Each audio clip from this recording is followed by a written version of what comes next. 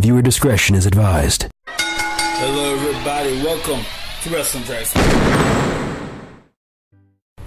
Welcome, everybody, to Wrestling Tracks. I'm Lee Houston, and we're going to talk about this coming Sunday, September the 11th, the 15th anniversary, by the way, of the terrible 9/11 attack. 15th anniversary. SmackDown presents Backlash. How long has it been since SmackDown have presented a pay-per-view? How long has it been? Wow. It's been almost a decade. Actually, not a decade. It's been 2009 since SmackDown presented a pay-per-view, ladies and gentlemen. And the pay-per-view, the rules of the match of the card is as follows. It's going to be for the SmackDown brand, for the good old blue brand. It's going to be, ladies and gentlemen of the world, Dean Ambrose defends the championship versus AJ Styles. Alexa Bliss versus Becky Lynch versus Camilla versus Naomi versus Nikki Bella for the Women's Championship. The Usos versus the Hype Bros for the Tag Team Championships to qualify. The winners of that match face Heath Slater and Rhino to determine the Tag Team Champions.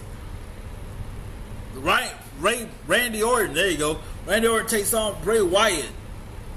And for the Intercontinental Championship, because he ran his mouth to Daniel Bryan, it will be the first time ever. It will be Dolph Ziggler. It will be The Miz for the Intercontinental Championship. First time ever at Backlash. So we're going to bring that up.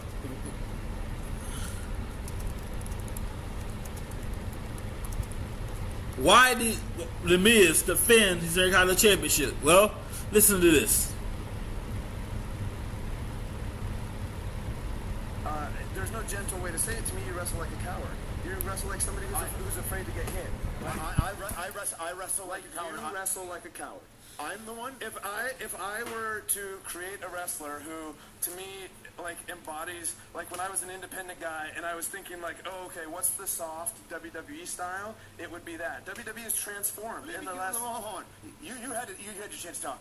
You're the one that called me a coward in the wrestling ring. I'm the coward in the wrestling ring. Yeah. But let's talk about cowards for 1 second. The reason I wrestle the way I wrestle is because I can do it day in and day out, all the time for 10 plus years. I have never in my career ever have been injured. I don't get injured for 6 months to a year. I am here each and every week. But you sit there and call me a coward? Yeah. I'm the coward. Wait, let me tell you about a coward. Let me tell you about a guy who tells his WWE fans, the people that he loves, that he will be back. He promises them. I promise you, I will be back in 1 year's time to claim this title. But you didn't, Daniel, did you? But I'm the coward. Okay, I'm the one that doesn't love the fans. If they would let me come back, I would come back. Oh, if you would? Yeah. You would. You love that WWE ring. You love being wrestling. You love being right in that wrestling ring, and you love wrestling, right? Well, why don't you quit? Why don't you quit and go to the bingo halls with your indie friends? I think you need to calm. That's not what this show's about. The GM have this. Thank you very much, Renee. This is a great show, but we're talking here. I need to talk to you real quick because the fact is, you're the one that calls me the coward, but you're the one that doesn't get in the WWE ring again. No, don't you walk away from me, Daniel. Don't you walk away. I'm the one that loves the fans. I'm the one that loves everyone and everything. You're the one that gets up and walks away every single time. You're the coward. I am not a coward. I am your Intercontinental Champion, and there's a reason I am the title. Reason making this the most relevant, prestigious title that WWE has, and I deserve the respect on SmackDown Live. Get that camera right here. Get that camera right here.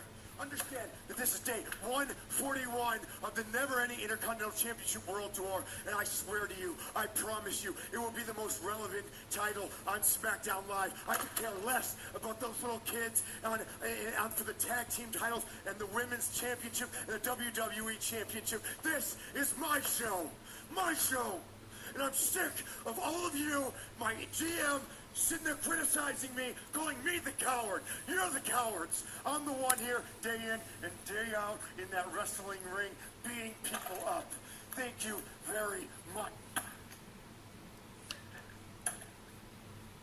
So because of that, The Miz will defend his Intercontinental Championship versus Daniel Bryan. We'll be right back. Before we do that, technical problems here. Before we do that, though, so at Backlash, The Miz go one-on-one with the Intercontinental Champion, Dolph Ziggler.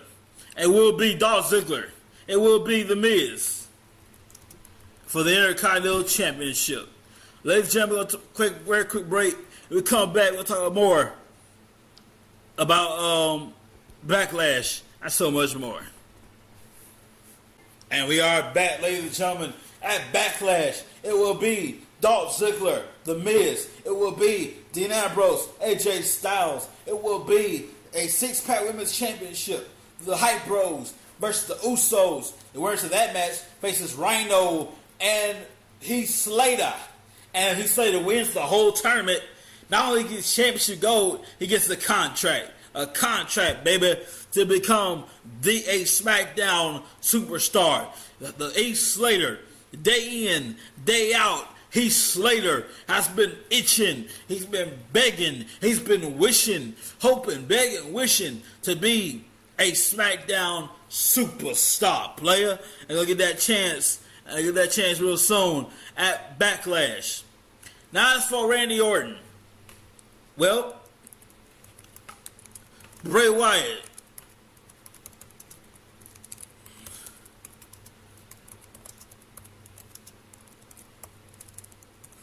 has challenged Randy Orton. And it's very interesting, ladies and gentlemen. What you're going to hear now is an awesome rant from Bray Wyatt.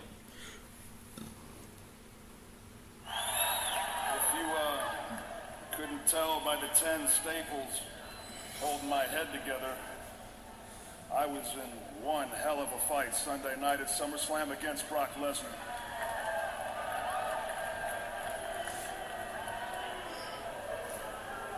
I knew what I was getting into. I knew I was going to Suplex City. I knew I was going to be in the fight of my life, but I would have rather been rolled out on a gurney, rolled out on a stretcher, unconscious, than have that match end the way that it was.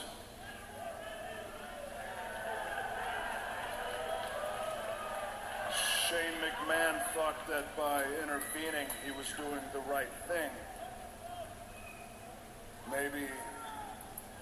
Maybe on paper he was doing the right thing, but regardless, one day, Brock Lesnar and my path will cross.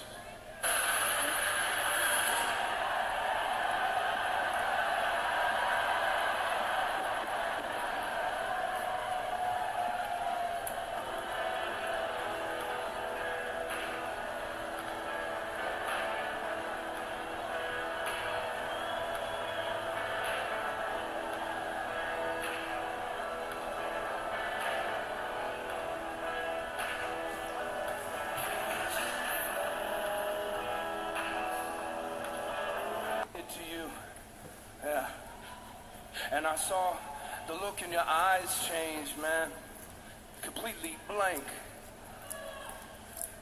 But there's nothing like laying there with your head busted wide open to help you remember that you are just a man, Randy. You are a great man, but still just a man. A man who hurts, a man who suffers, a man who dies. We're going to stop right there. So at Backlash this Sunday, Randy Orton, Bray Wyatt. Now, Randy Orton and Brock Lesnar will have a rematch, I believe, in October.